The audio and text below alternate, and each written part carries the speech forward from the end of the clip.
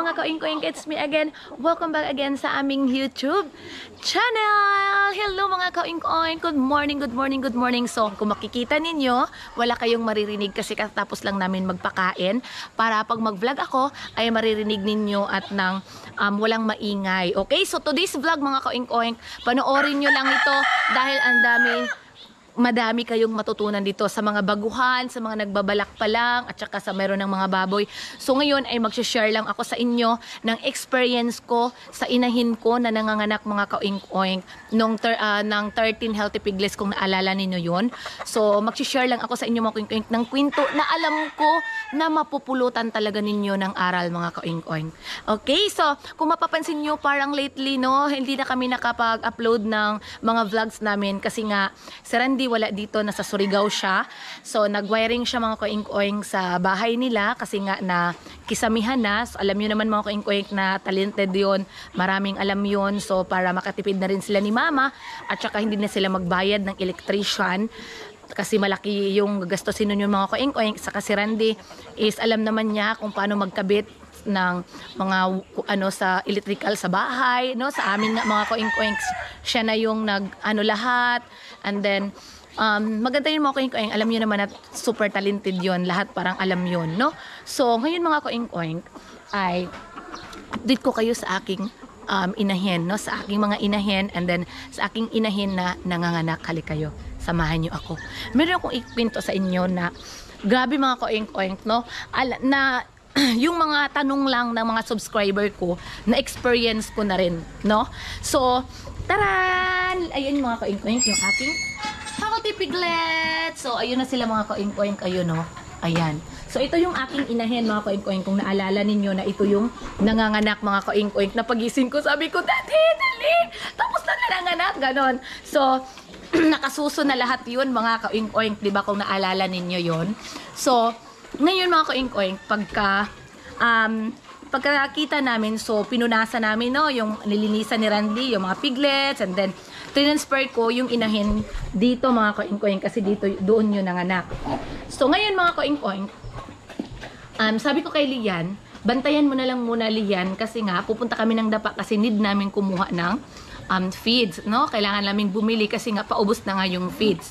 So sabi ko, ikaw na lang muna magbantay dito Lian, and then anuhin mo kung lumabas na ba lahat ng placenta kasi nga, 'di ba sabi ko sa vlog na baka meron pang susunod kasi wala pang placenta na lumabas. So ngayon nga mga ka-oink-oink is lumabas na nga yung placenta pero wala kami dito. So nag-deliver din kami ng balot yun mga ka-oink-oink tong time na yun. So nakauwi kami mga 2:00 na ng hapon, So, nung pag-uwi ko dito mga ka-oink-oink, sabi ng kapatid ko, ate, yung inahin, ayaw magpasuso, parang nasasaktan siya. So, kinuhaan naman namin yun ng ngipin mga ka-oink-oink bago kami umalis. Kasi nga, baka kasi biglang tatayo lang, and then, ayaw na magpasuso kasi masakit nga, kung magpapasuso. So, sa ngipin, sa tulis ng ngipin. So, ngayon mga ka-oink-oink, sabi ko, sige, alis ka muna, obserbaharan ko. So, ayun na nga mga ka-oink-oink. Nung nagpasuso siya, makasuso lang yung mga piglets, bigla siyang tatayo, and then inaano niya mga ka-oink-oink, inaaway niya yung mga piglets niya. Parang tinatabi niya, parang tinatapon niya, kumbaga, parang ang likot-likot ba, parang ginaganon niya sa paan niya, parang ayaw niya talagang magpasuso mga ka-oink-oink. Sabi ko, gosh, sabi ko, Lord, ano ba to? Sabi ko, ba't ganon? Pira na to, tapos bakit ganun? Pagsubok ba to mga ka-oink-oink? Sabi ko, pagsubok ba to Lord? Sabi ko, naranasan ko na yung mga tanong ng mga subscriber ko na mga inahin na ayaw magpasuso, inaaway yung mga piglets. So, parang mangyak-nyak na ako nung time na yung mga ka-oink-oink, hindi ko alam kung ano yung gagawin ko. So, ayun na. Inobserbaharan ko lang mga ka-oink-oink, sabi ko wala talaga. So kung naalala ninyo na meron akong inahin na 6 lang yung piglets. So kinuha ko yung kalahati ng mga piglets, and then nilagay ko doon. So hindi na pala pwede mga ka-oink-oink kasi manotice na niya na hindi niya anak, inaaway din niya. So sabi ko, Diyos ko, parang iba na talaga to. Sabi ko, ano nang gagawin ko? So kinuha ko na naman yung mga piglets doon at saka binalik ko na naman dito mga ka-oink-oink. Sabi ko, Lord, please, kung ano man yung nararamdaman ng inahin ko, pwede bang tanggalin nyo? Parang ako na talaga yung naawa sa mga piglets kasi gutom na. Saan ko na naman yun? So kung padidihin ko pa yun sa mga bote na magbili pa ako ng ng pork o milk, yung gatas nila, sabi ko, grabe, malaki talaga yung gagastusin ko. Sabi ko, Lord, please, imbis na ang saya-saya ko na kasi nga meron na nga akong healthy piglets, and then ngayon naman ayaw naman magpasusuyo yung problema. So, ang ginawa ko mga koing-koing, ginanon ko, kinanyan ko yung yan. Sabi ko, bakit parang ang init niya? Sabi ko, ay, baka may lagnat, sabi ko. So sabi ko, talagang ginanon ko mga koing-koing yung katawan niya, sabi ko, iba. And then, inano ko din, tinatouch ko din yung ibang mga kasamahan dito, ayan, yung ibang kasamahan, hindi naman sila ganun kainit, kagaya sa dito yung inahin na nanganganak. Sabi ko, ginaganyan-ganyan ko. Tapos, ngayon mga koing-koing, sabi ko kay Randy, Daddy, kasi kararating lang namin yung mga koing-koing, sabi ko, Daddy, hindi pa man natin na-injectionan ng oxytetracycline yung inahin. Kasi paglabas ng placenta mga koing-koing, you need to inject na din talaga ng oxytetracycline mga koing-koing, no? Antibacterial yon, no? Antibacterial yon para maiwasan natin na hindi lagnatin yung mga yung inahin, no? Kasi mamumroblema tayo mga koing-koing. Ganon. So, hindi namin yun na-injectan kasi nga kararating lang namin noon, no time na yun mga koing-koing. So, hindi ko na-vlog kay na ako hindi ko na alam kung anong gagawin ko nung time na yun, na problema na ako. So, ngayon nga, kaya nga ako sinishare ko sa inyo para meron kayong matutunan at saka, kumbaga, yung lesson na learn ko, is sinasabi ko sa inyo para pagdating sa inyo, ay alam nyo na din kung ano yung gagawin ninyo. No? So, ayun na nga mga koing-koing, ininjika namin ni Randy, pinakain namin konti, and then, ininjika namin dito mga koing-koing. So, sa awa ng Diyos naman, hindi naman siya naglikot. So, successful yung aming pag-inject, no, sa aming inahin. So, ayun na nga mga koing-koing. Kasi parang maghingal siya mga koing-koing. Parang naiinitan siya. So, sabi ko talaga, nilagnat talaga to. No, iba talaga yung nararamdaman nito. So, ayun na nga, ininjikan namin. Pagkatapos ininjikan, so maya-maya, dito lang ako mga koing-koing. Dito lang ako nag-upo. So, maya-maya, ganon, pinakain ko mga koing-koing, and then nilagyan ko ng tubig, yung sabaw, no, and then humigop siya. So, baka nainitan lang siya, ganon. Ang dami kong iniisip mga koing-koing. So, yun lang mga koing-koing. Sobrang thankful talaga ako sa gamot na oxytetracycline.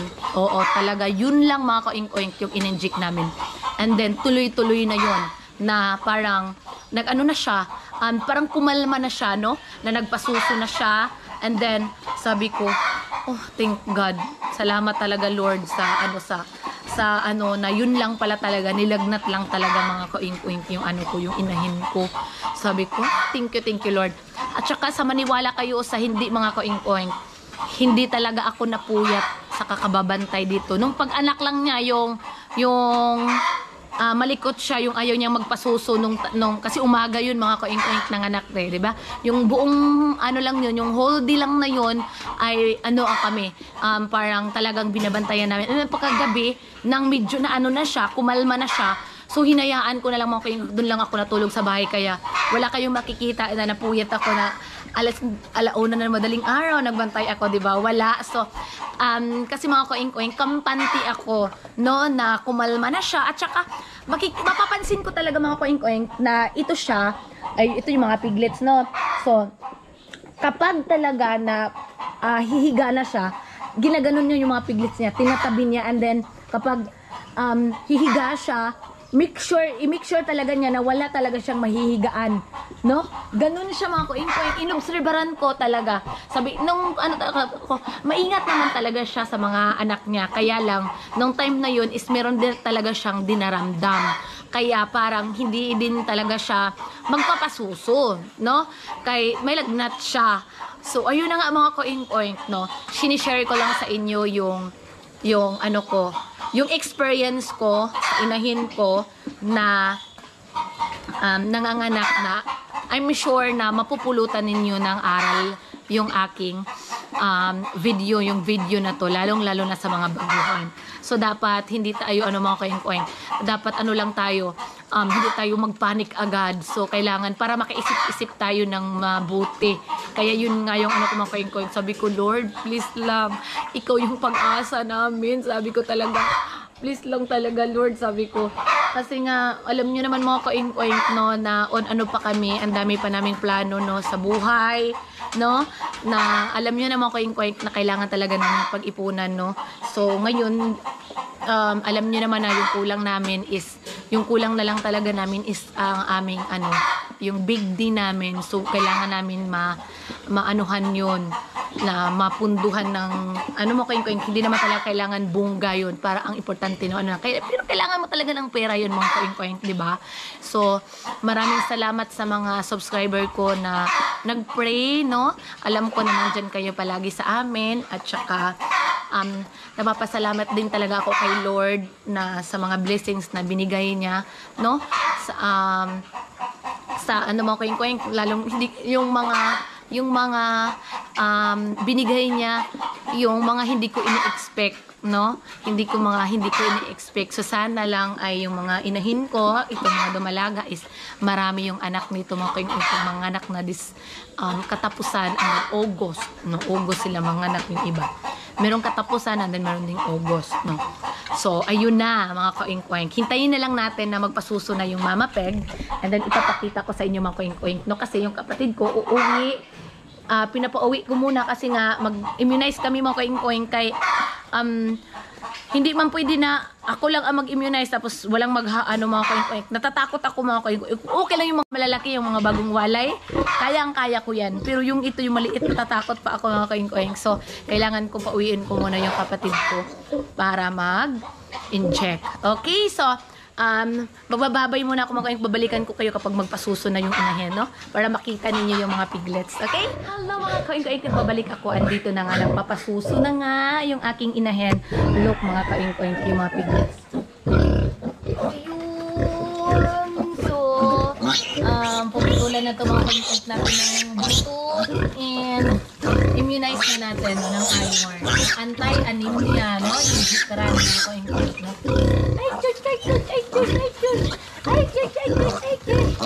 O, yun na, mga kaingin, kita nyo. Dito tayo.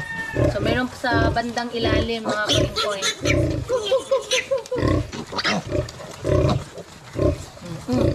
Ayun na, hindi makasuso yung iba. Ayun na.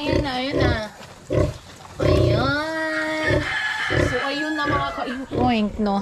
Yun yung ko sa inyo, mga kaingin. Yun yung kwento ko na talagang kinabahan ako, no, nung time na yung makoing-koing, kasi nga imaginein mo nakasalala yung 13 healthy piglets sa inahin, no, na kung hindi magpasuso yung inahin, mamamatay talaga yung mga piglets. Grabe, hindi ko alam anong gagawin ko ng time na yun.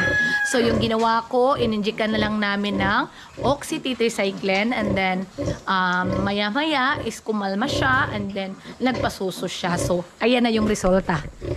Ayan na yung resulta, mga pag-inkoy. Yan. Na, ay, thank you palang mga gadidiyo na. Oy, thank you, Lord. Thank you, Papa God. Ay, shush. Tingnan niyo mga yung wink-wink yung mga mukha. Ay. So, ayun. So, ang dami na naman nating abangan, mga kaing-koing, ha. Hindi pa tayo nangangalahat. So, pakiabangan nyo lang, mga kaing-koing, dahil mga anak na to, mga kaing-koing. Tingnan nyo, mga kaing-koing, si Marimar. Ayan, o. Yung tiyan ni Marimar. So, si Marimar yung unang mga anak, no, sa lahat ng dumalaga ko, si Marimar. So, mag-shoutout lang ako, mga kaing-koing, before ako mag-end. Pero, sa bahay, pupunta muna tayo sa bahay kay nandun yung signal. Okay, mag-shoutout lang ako, mga kaing-koing. So,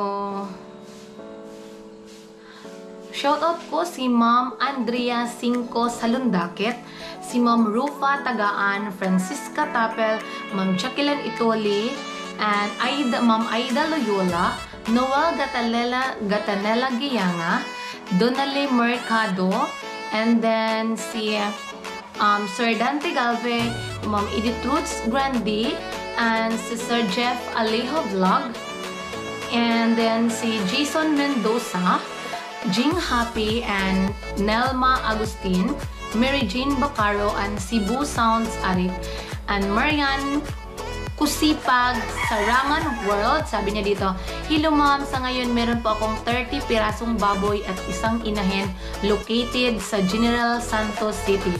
I started last May 2022 and sa unang batch ay nagdadalawang buwan na. Baka pwede nyo naman po akong advice sa aking susundin sa pag-aalaga. Watching from New York. Thank you." Oy, grabe. Tingnan mo ako ink no? Nag-start lang siya nung last May 2022, no? Ilang buwan pa lang yun mga ka-oink-oink. And then, dito, 30 pirasong baboy at isang inahin. So, mas maganda talaga na meron kayong magdagdag kayo ng inahin, no? Mas maganda yun, mas malaki yung kita kapag marami kayong inahin, no? Kasi halimbawa pag manganak yung inyong inahin and then doon lang kayo kukuha ng mga gawin yung fattener. So malaki yung nasave mo kaysa ibili mo yun. No, halimbawa meron kang bibili ka ng 10 piglets and then 5,000, so 50,000. Kung meron kang sarili na na inahin, so mas ibili mo na yun mga kuing-kuing ng ng feeds nila, no?